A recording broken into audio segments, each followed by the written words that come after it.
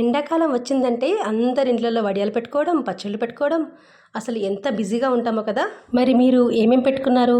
నేను పచ్చళ్ళు పెట్టేశాను. ఇదిగో ఈరోజు మీకోసం చాలా ఈజీగా అయిపోయే ఈ సాబుదానా అప్పడాల్ని కొంచెం వెరైటీగా మీకోసం చేసి చూపిస్తున్నాను. ముందు రోజు రాత్రి 2 కప్పుల సాబుదాన్ని మంచిగా 2-3 సార్లు వాష్ చేసి నానబెట్టి ఉంచుకోండి.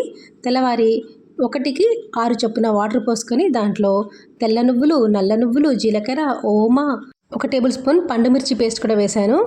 తర్వాత దాంతోపాటు ఇంకా టేస్ట్ బాగా రావడానికి ఇలా మ్యాష్ చేసుకున్న బాయిల్డ్ పొటాటో పేస్ట్ని కూడా వేస్తే చాలా బాగుంటుంది. ఆల్రెడీ సాబుదానా పొటాటో 2 కాప్సే కాబట్టి 2 పెద్ద గరిటెల నిండా రాగి పిండిని వేశాను. కొంచెం తొందరగా చిక్కబడుతుంది అండ్ టేస్ట్ కూడా చాలా బాగుంటుంది. మీకు టిప్ నచ్చినట్టయితే రాగి పిండి కానీ జొన్న పిండి కానీ ఏదైనా వేసుకోవచ్చు. చూడండి, నేను ఆలుగడ్డల్ని బాయిల్ చేసేసి ఇలా మనం ఫిష్ ఫ్రై చేసుకుంటాం కదా, పెద్ద నెట్ది దాని మీద పెట్టి నొక్కేసామంటే ఈజీగా దాని తొక్కని తీసేసుకునే ఒక చిన్న చిట్కా కూడా చూపించాను. చాలా ఈజీగా వస్తుంది ఇలా చేస్తే. మీకు ఎప్పుడైనా కర్రీ చేయడానికి తొందరగా ఉన్నప్పుడు ఇలా చేసేయండి, ఫటాఫట్ అయిపోతుంది. నాకైతే ఈ ఐడియా చాలా బాగా నచ్చింది. ఇలా అన్నీ సపరేట్ చేసుకొని ఏ కర్రీ కావాలంటే ఆ కర్రీకి యూస్ చేసేసుకోవచ్చు. ఇప్పుడైతే నేను దీన్ని సాబుదానాలో వేశాను. అయితే మీరు సాల్ట్ చాలా తక్కువ వేసుకోవాలి. కొద్దిగా ఎక్కువైనా కూడా మనం అస్సలు తినలేము. అందుకే ఒకటే టీ స్పూన్ వేసుకోండి సాల్ట్. తర్వాత రాగిపిండి పొటాటో మిక్చర్ కూడా వేసి బాగా కలిపి దగ్గరికి చిక్కపడేదాకా ఉడికించుకోవాలి. దీంట్లో పొటాటో పేస్ట్ వేయడం వల్ల చాలా టేస్టీగా ఉంటాయి ఫ్రై అయిన తర్వాత.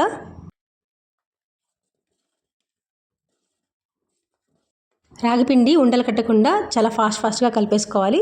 చూడండి, ఇలా చక్కగా ట్రాన్స్పరెంట్గా సాబుదానా అయ్యే వరకు బాగా ఉడికించుకొని ఆ తర్వాత ఏదైనా ఒక ప్లాస్టిక్ షీట్ మీద ఒక చిన్న స్పూన్తో కొంచెం దూరంగా వేసేసుకొని చక్కగా 1 రోజు 2 రోజు ఎండలో బాగా ఎండబెట్టేయాలి.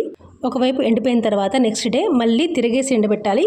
ఇలా మొత్తం దాంట్లో ఉన్న మాయిశ్చర్ అంతా పోయే వరకు ఎండబెట్టేసి మంచిగా ఆయిల్లో డీప్ ఫ్రై చేసుకుంటే టేస్టీ అప్పడాలు రెడీ. మీరు వీటిని ఆయిల్లో డీప్ ఫ్రై చేయకుండా ఓవెన్లో చేయాలంటే మైక్రోవేవ్లో 1 మినిట్కి సెట్ చేసి రొటేటింగ్ గ్లాస్ మీద పెట్టేస్తామనుకోండి, చాలా ఈజీగా ఫ్రై అయిపోతాయి. ఆయిల్ లేకుండా హెల్తీగా కూడా ఉంటాయి. సో ఇలా అప్పడాలు చేసుకోండి. మీకు నా వీడియోలో ఏ పాయింట్ నచ్చినా సబ్స్క్రైబ్ చేసుకోండి, లైక్ చేయండి, మీ ఫ్రెండ్స్ అందరికీ షేర్ చేయండి. Thank you for watching.